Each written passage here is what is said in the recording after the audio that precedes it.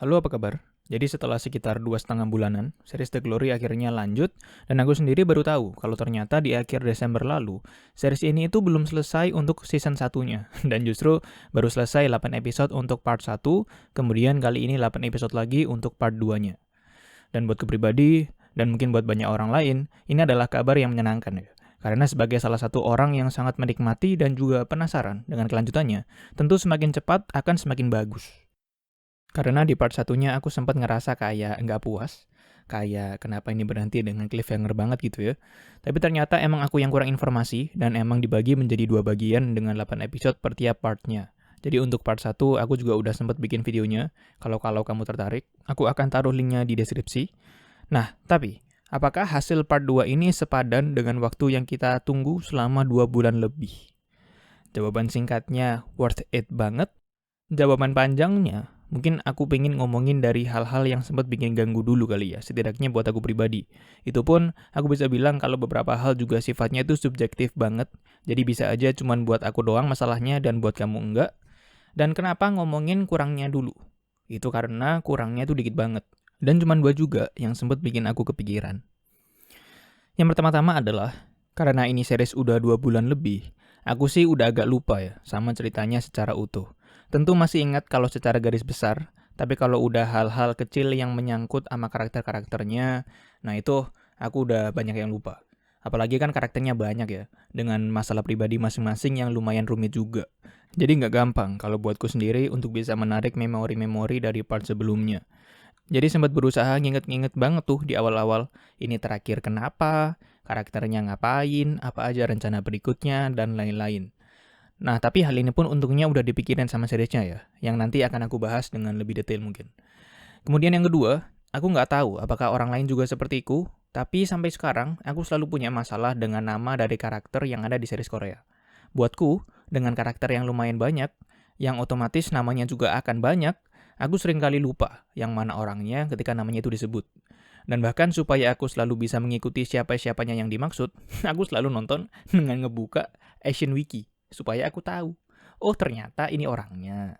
Terus baru lanjut nonton lagi, supaya tahu siapa orangnya yang dimaksud gitu kan.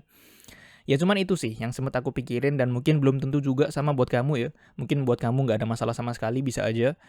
Karena anggap aja ini sebagai pengalaman pribadiku lah ketika lagi nonton series The Glory. Nah, sekarang mari kita omongin yang bagus-bagusnya, karena banyak nih. Beberapa hal udah pernah sempat aku omongin di video sebelumnya, jadi untuk video kali ini buat tambahan-tambahan aja ya, yang mungkin baru aku sadari atau kelupaan diomongin di video sebelumnya, supaya nggak terlalu panjang-panjang banget juga videonya yang kali ini. Nah, tapi satu hal yang mungkin akan aku bilang ulang adalah tentang sebagaimana bagusnya ini series dalam menggambarkan setiap tokohnya, yang juga dengan latar belakang mereka masing-masing, dengan masalah mereka masing-masing. Mungkin terdengar ribet, tapi emang itu kenyataannya, jadi nggak ada karakter yang nggak penting di series ini, nggak ada ceritanya akan muncul suatu karakter yang nggak berpengaruh dalam narasi atau penceritaan, tidak ada sama sekali. Semuanya penting. Bahkan untuk karakter yang di part pertama hingga pertengahan part kedua terlihat tidak penting, ternyata di ending-ending terkuak fakta yang sangat mengejutkan. Atau setidaknya nggak terpikirkan sama sekali lah, bisa dibilang. Tapi selain kepenulisan karakter yang bagus banget, aku juga kagum dengan cara pengemasan dalam menyampaikan narasinya. Karena cara menceritakannya itu nggak to the point banget. Bisa jadi kalau kamu nonton series lain, adegan penceritaannya bakalan runtut dan linear aja gitu. Tapi di series ini akan jadi sebaliknya. Bisa dibilang urutan penceritaannya akan dibolak-balik, bisa aja adegan yang ngasih petunjuk ditaruh di belakang, resolusi atau jalan keluar malah yang ditaruh di depan. Pokoknya seenaknya filmnya, gitu ya. Kalau diomongin bakal ribet lah. Emang harus nonton langsung, karena semua itu nantinya akan bikin kita supaya mikir dan berusaha menghubungkan apa aja benang merah dari pertiap adegan tersebut, dan ketika kita sampai di bagian akhir, dan kita juga berhasil untuk menemukan semua kesimpulan ceritanya dengan utuh, rasanya akan puas banget, dan tentu menyenangkan sekali. Dan aku juga menghargai banget fakta bahwa series ini peduli dengan orang-orang sepertiku, yang bisa dibilang nggak punya kemampuan memori yang cukup kuat untuk bisa mengingat segala hal, apalagi dengan cerita yang lumayan kompleks, ditambah dengan rentang waktu yang nggak bentar juga ya. Jadi kecenderungannya kan sudah pasti akan lupa sama ceritanya, seperti yang tadi aku bilang. Tapi di episode 9, 10, dan mungkin sampai 11 ya, aku juga kurang yakin. Itu bisa dibilang kita istilahnya itu di jog memorinya. Atau distimulasi dengan adegan dan sedikit cerita-cerita yang bisa bikin kita ingat lagi bahwa ini setiap karakter emang punya masalahnya masing-masing yang juga kompleks. Dan seperti yang tadi aku bilang, nggak ada karakter yang kesannya itu cuma sampingan dan nggak penting. Bahkan berlaku juga untuk orang-orang yang mendapat screen time atau waktu tayang yang sedikit bisa dibilang, tapi tetap penting banget dan juga ada pengaruhnya terhadap narasi ceritanya.